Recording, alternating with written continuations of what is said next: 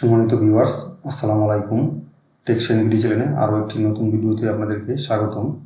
আজকে আমরা হাজির হয়েছি রিভেঞ্জার লিওডাইনামিক এই কেসটির কিছু তথ্যপাত্র নিয়ে। আমি আনবক্সিং করে আর সময় নষ্ট করলাম না।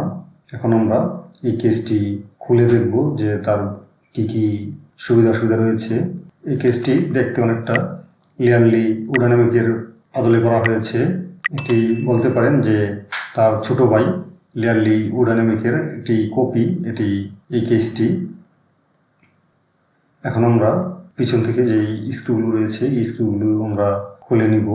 তবে কেসটি অনেক ভারী একটি কেস।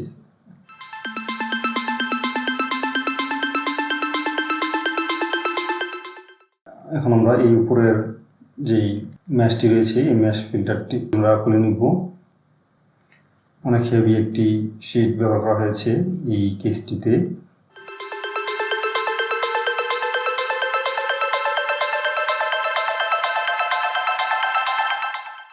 এখন আমরা সাইড গ্লাসটি খুলে নিব।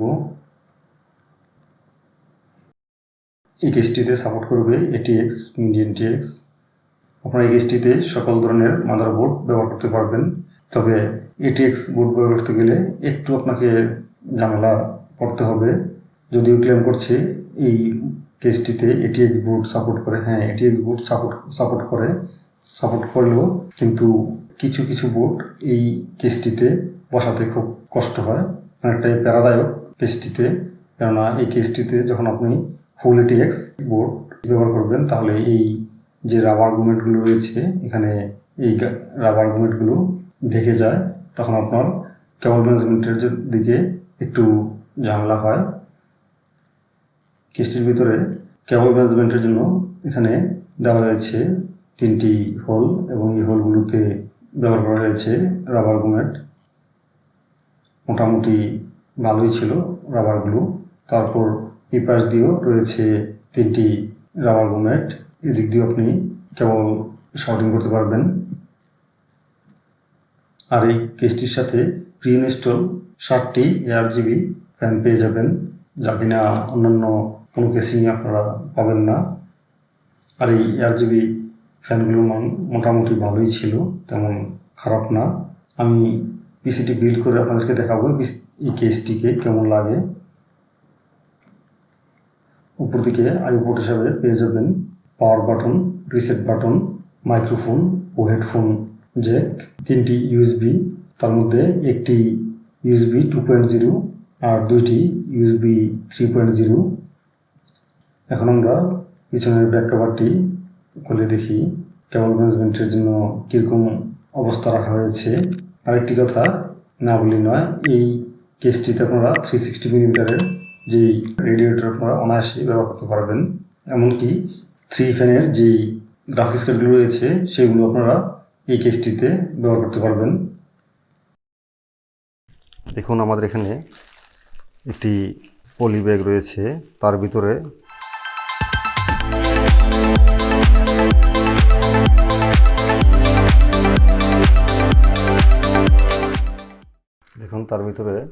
আমরা পলিটির ভিতরে পেয়ে গেলাম একটি 8GB পাওয়ার দেওয়ার জন্য যেই পাওয়ার কেবলটি, তার সাথে পেয়ে গেলাম কেবল ম্যানেজমেন্টের জন্য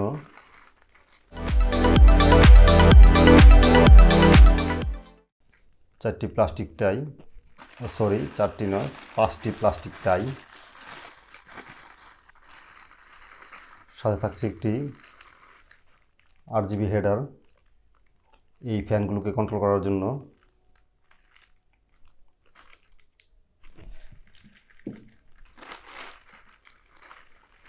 সাথে রয়েছে আরেকটি পাওয়ার কানেক্টর, RGB পাওয়ার কানেক্টর। থাকছে ছোট্ট একটি রিমোট। এই রিমোট কন্ট্রোলটির মাধ্যমে আপনারা এই লাইটগুলোকে কন্ট্রোল করতে পারবেন। আরও থাকছে এক বস্তা স্ক্রু। এই স্ক্রুগুলো বিভিন্ন স্থানে আপনারা ব্যবহার করতে হবে। পুরো একটি বস্তা দিয়ে দিয়েছে স্ক্রু, যেখানে যেটি প্রয়োজন সেটি আপনারা এখান থেকে ব্যবহার করবেন। এখন আমি আপাতত রেখে দিই সবগুলো কেবল ম্যানেজমেন্টের জন্য মোটামুটি বেশ জায়গা রয়েছে। তবে আপনি যদি এক্সট্রা কেবল ইউজ করতে চান তাহলে এখানে আপনি কেবল ম্যানেজমেন্ট করতে একটু প্যারা রাখতে হবে। তার জন্য যদি আপনারা এই কেসটি ব্যবহার করেন তাহলে অবশ্যই আপনারা মাথায় রাখবেন, যদি ভালো মানের কেবল ম্যানেজমেন্ট করতে চান যেন আপনার পাওয়ার সাপ্লাইটি একটি মডিউলার পাওয়ার সাপ্লাই হয়। কেননা মডিউলার পাওয়ার সাপ্লাই যদি হয়ে থাকে তাহলে আপনি আপনার চাহিদা মতো কেবল এখানে ব্যবহার করতে পারবেন, যেগুলি প্রয়োজন শুধু সেইগুলি ব্যবহার করতে পারবেন। কেননা যেহেতু পিছনের দিকটিতে কেবল ম্যানেজমেন্টের জন্য জায়গার পরিমাণটি একটু কম মনে হয়েছে আমার কাছে, সেক্ষেত্রে আপনি যদি কেবলের হ্যাসেল না রাখতে চান তাহলে অবশ্যই এখানে আমি মনে করি যে একটি মডিউলার পাওয়ার সাপ্লাই ব্যবহার করা উত্তম। এখন আমরা এই কেসটির ভালো মন্দ দিক নিয়ে কিছু বিস্তারিত তুলে ধরব, আলোচনা করব। এই কেসটির বিল্ড কোয়ালিটি আমার কাছে মোটামুটি ভালোই লেগেছে, অনেকটাই শক্তপোক্ত একটি বিল্ড এবং তার যে শিটগুলো ব্যবহার করা হয়েছে অনেক হেভি শিট ব্যবহার করা হয়েছে। কিন্তু যেটি আমার ভালো লাগেনি তাতে কোনো ডাস্ট ফিল্টার ব্যবহার করা হয়নি। এই কেসটিতে কোথাও কোনো ডাস্ট ফিল্টার ব্যবহার করা হয়নি, যেহেতু নিচের দিকটা এমনকি পিছনে বা সাইডের দিকে যেহেতু ম্যাশ রয়েছে, এই ম্যাশগুলো বা উপরের দিকে রেডিয়েটরের জন্য যেই ম্যাশ রয়েছে এই কোথাও কোনো ডাস্ট ফিল্টার ব্যবহার করা হয়নি। এই জিনিসটি আমার কাছে ভালো লাগেনি। আর আরেকটা জিনিস ভালো লাগেনি, তার যেই ফ্যানগুলো রয়েছে সবগুলি এক্সস্ট ফ্যান দেওয়া হয়েছে। যদি ইন্টারনাল কিছু ফ্যান দেওয়া হতো তাহলে আরেকটু ভালো হতো। যদি এক পাশের কোনো ফ্যানগুলো ইন্টারনাল দেওয়া হতো যে বাইরের বাতাসটি ভিতরে নিয়ে আসবে তাহলে আমার মনে হয় যে ভালো ছিল।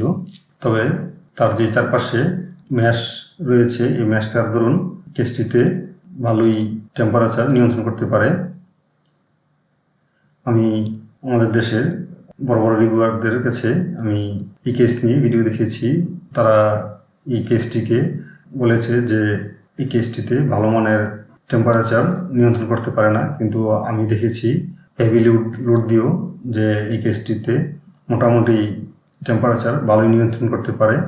আমার কাছে অতটা খারাপ লাগেনি।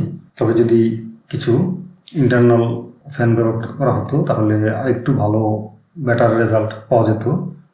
এই ছিল আমাদের কেসটির ভালো মন্দ দিক। যদি আমার ভিডিওটি ভালো লেগে থাকে তাহলে আমার ভিডিওটিতে একটি লাইক কমেন্ট শেয়ার করতে ভুলবেন না। আর যদি আমার ভিডিওটি ভালো না লাগে থাকে তাহলে ভিডিওটিতে অবশ্যই একটি ডিসলাইক দিয়ে চ্যানেল থেকে বের হয়ে যাবেন। এমন নিত্য নতুন ভিডিও পেতে চ্যানেলটি এখনই সাবস্ক্রাইব করে পাশে থাকা নোটিফিকেশন বেল আইকনটি প্রেস করে আমাদের সঙ্গে থাকুন। শীঘ্রই দেখা হবে নতুন কোনো ভিডিও নিয়ে আপনাদের মাঝে। সেই পর্যন্ত ভালো থাকুন, সুস্থ থাকুন, সেই কামনায় আজকের মতো এখানে বিদায় নিচ্ছি। আল্লাহ হাফেজ।